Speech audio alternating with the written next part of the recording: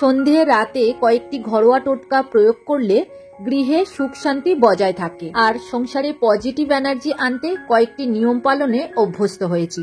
রাধে রাধে বন্ধুরা, কেমন আছো?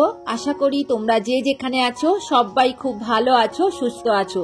লালটু কুন্তি কিচেন অ্যান্ড ব্লগ চ্যানেলে তোমাদের সবাইকে জানাই স্বাগত আর অনেক অনেক ভালোবাসা।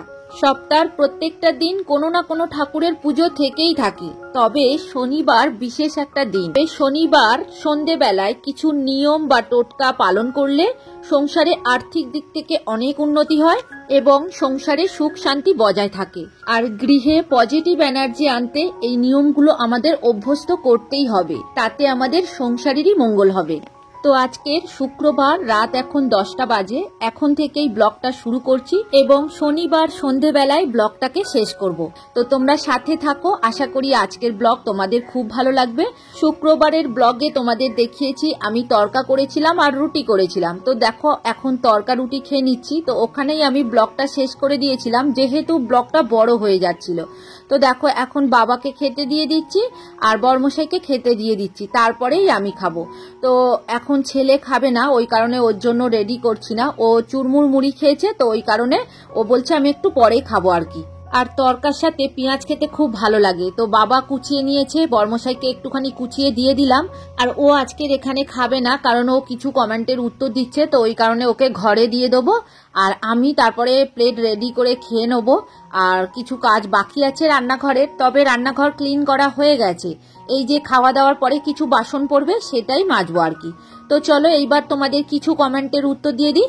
বিট্টু বিদিশা ব্লগ আইডি থেকে দিদিভাই লিখেছে, ইলিশ মাছ রান্নাটা দারুণ হয়েছে। থ্যাংক ইউ দিদিভাই কমেন্ট করার জন্য, তুমি ভালো থেকো গো। তো সত্যি ইলিশ মাছটা খুব ভালো হয়েছিল গো, অনেকদিন পরে ইলিশ মাছ খাওয়া হচ্ছে তো ওই কারণে বেশি ভালো লেগেছে। আর সর্ষে দিয়ে করলে তো এমনিতেই ভালো লাগে, তবে একটু পোস্ত দিলে ভালো হতো। পোস্ত ছিল, আমার একদম মনে ছিল না জানো তো। তো যাই হোক, ইলিশ মাছ মোটামুটি ভালোই হয়েছে। তো বর্ষা পড়ে গেছে, এইবার ইলিশ মাছ খাওয়া হবে আর কি। আর অনামিকা বাসু দিদিভাই লিখেছে, 5 মেশালি তরকারিতে কি ফোড়ন দিলে একটু বলো। ইলিশ মাছের রেসিপিটা খুব লোভনীয় দেখতে হয়েছে, তোমাদের বাড়ি কোথায়? প্রথমেই বলি দিদিভাই কমেন্ট করার জন্য অসংখ্য ধন্যবাদ। 5 মেশালি তরকারির মধ্যে আমি পেঁয়াজ আর কাঁচা লঙ্কা দিয়েছিলাম আর তার মধ্যে ওই ইলিশ মাছের মাথাটা ভেজে নিয়ে সবজিটা দিয়ে দিয়েছিলাম। এইবার সেকেন্ড প্রশ্নের উত্তরটা দেব। আমাদের বাড়ি দক্ষিণ 24 পরগনার বারুইপুরে। তো দিদিভাই তুমি খুব ভালো থেকো আর এইভাবেই আমার পাশে থেকো। তো দেখো বন্ধুরা, আজকের হলো শনিবার। সকালবেলা ঘুম থেকে উঠেই বাসি কাজ সমস্ত সেরে নিয়েছি, নিয়ে স্নান করে নিয়েছি। তো স্নান করে নিয়েই ঠাকুর ঘরে যাব, তবে ঠাকুর ঘরের পুজোটা কিন্তু আমি করব না, বর্মশাই করবে। তো এখন বাথরুমে ওই যে জল আছে না পড়ে, সেইগুলোই পাটা দিয়ে আমি টেনে ক্লিন করে দিচ্ছি। কারণ কি বলতো, এখন বর্ষা ওয়েদার, এই যে বাথরুমের জলটা যদি একটু টেনে দিই তাহলে বাথরুমটা খুব তাড়াতাড়ি শুকিয়ে যাবে। আর তা না হলে জল তো শুকাবেই না, ওই যে জল থাকতে থাকতে একটা স্লিপ হয়ে যাবে আর পরে কেউ বাথরুমে গেলে সে পড়ে যাওয়ার চান্স থাকে। তো ওই কারণে সব সময় আমরা বাথরুমটাকে একটুখানি পাটা দিয়ে মানে পরিষ্কার করে রাখার চেষ্টা করি। তো এখন দেখছো ছাদে চলে এসেছি, এইবার কিছুটা বাসন আমি ধুয়ে দিলাম ঠাকুরের, কারণ বর্মশাই পুজো দেবে তো ওর অনেকটা তাড়া থাকে জানো তো সকালবেলায়। তো ওই কারণে আমি বাসন কটা ধুয়ে দিলাম আর বাকি কাজ ওই করবে। আর ঘরটা মুছে দিয়েছি অবশ্য। আর এদিকে বাবা ভাতও বসিয়ে দিয়েছে, এরপরে আমি রান্না করব। আর বৃষ্টি হয়নি আজকে, শুকনোই আছে, তবে জানি না বেলার দিকে বৃষ্টি হবে কিনা। তো বাবা প্রত্যেক দিন উনুনে ভাত করে দেয়, আমি তরকারিটা ঘরেই করে নিই। তো দেখো আজকের বেশি কিছু রান্না করব না, ওই যে শনিবার আছে না, পনির রান্না করব। আর আমার গ্যাস অনেক দিন চলে, মানে 2 মাস 10 দিন চলেছে আগের মাসের গ্যাসটা। এইভাবে আমরা উনুনে ভাত করি আর গ্যাসে তরকারি করে নিই, তাতে অনেকটা সুবিধাই হয়, গ্যাসটা অনেকটা বেঁচে যায়। আর ওদিকে ঢেঁড়স সিদ্ধ বসিয়েছি, তবে ওই যে ভাজার মতো করে ছোট ছোট করে আমি কড়াইতে দিয়ে দিই। ভাতের মধ্যে ঢেঁড়স দিই না আমি, কারণ ভাতটা একটু হরহরে হয়ে যায়, খেতে ভালো লাগে না, ওই কারণেই দিই না, আলাদাভাবে সিদ্ধ করে নিই।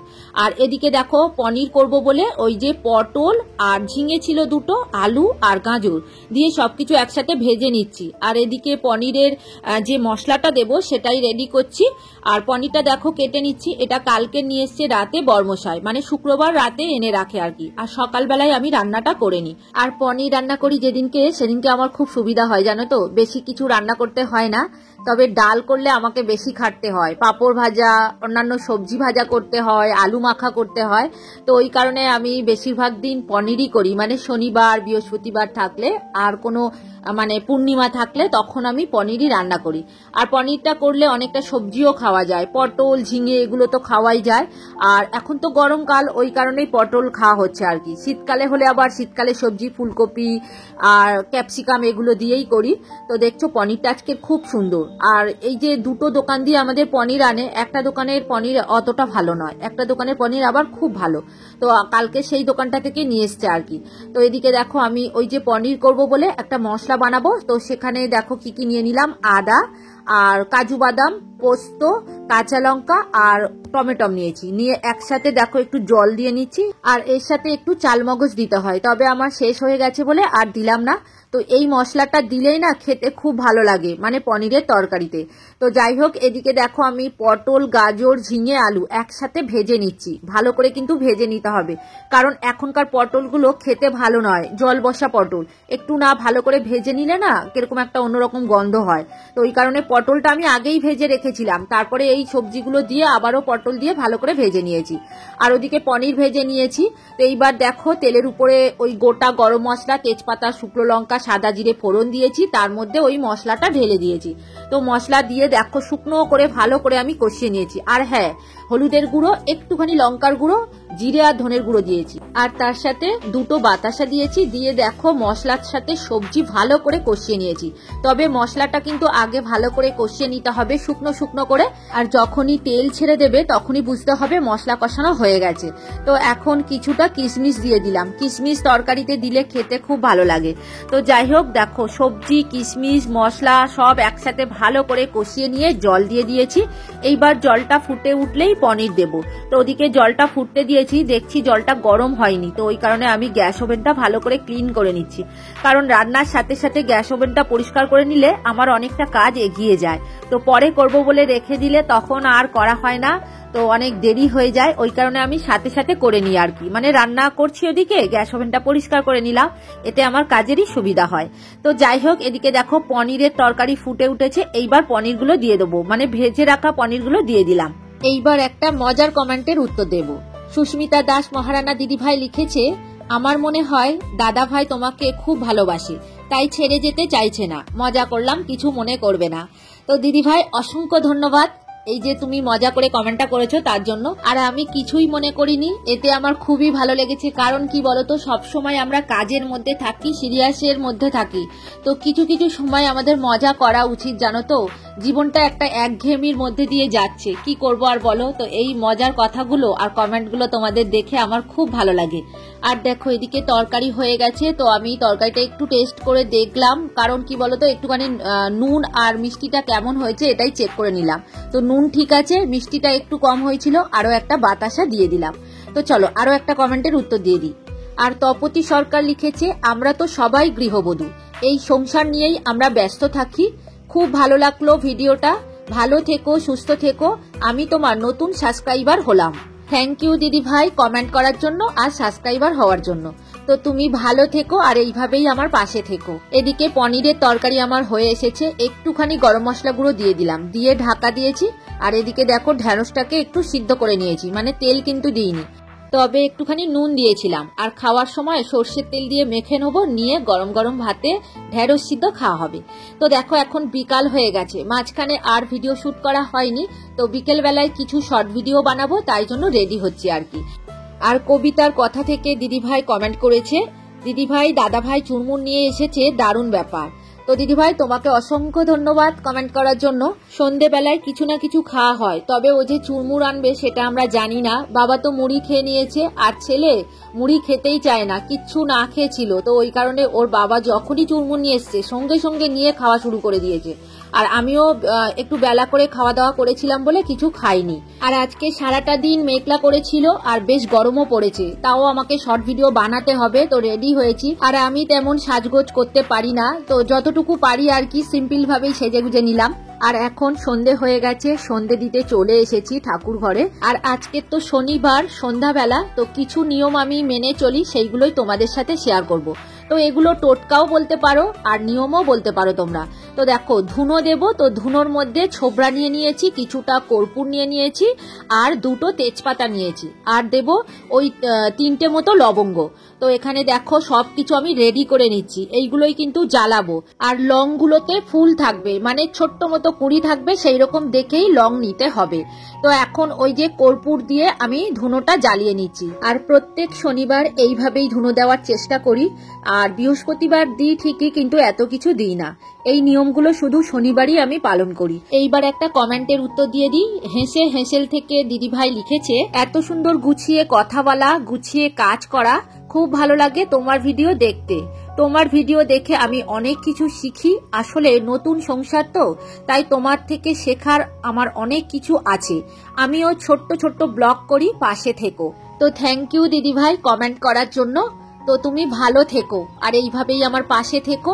তবে কি বলতো, একটু ধৈর্য ধরে ভিডিওটা দেখো, পুরোটাই দেখবে অনেক কিছুই আমি কিন্তু ভিডিওর মাধ্যমেই তুলে ধরার চেষ্টা করি।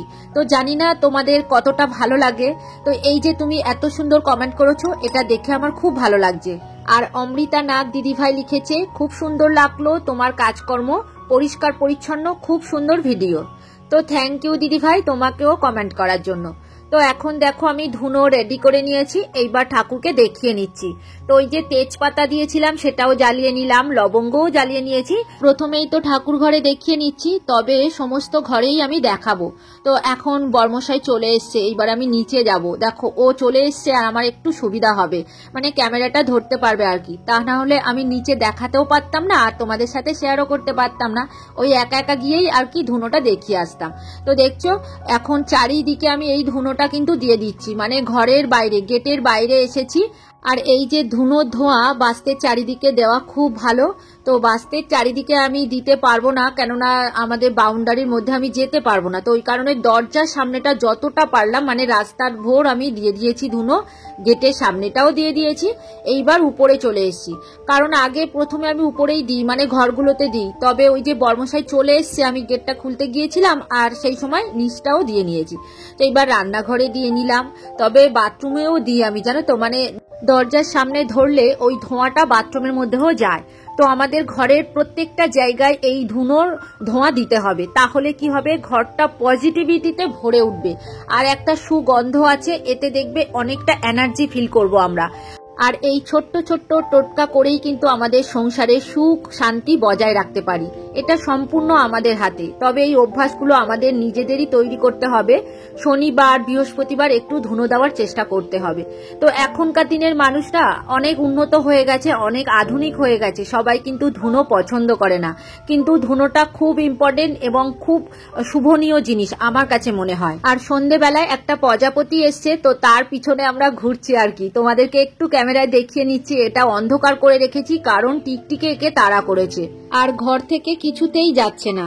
তো যাই হোক, ভিডিওটা আর বড় করব না, এখানেই শেষ করব। তোমরা সবাই খুব ভালো থেকো গো। আর ভিডিওটা কেমন লাগলো কমেন্ট করে অবশ্যই জানিও। তাহলে আজকের মতো এখানেই রাখছি, এবার দেখা হবে পরের ভিডিওতে।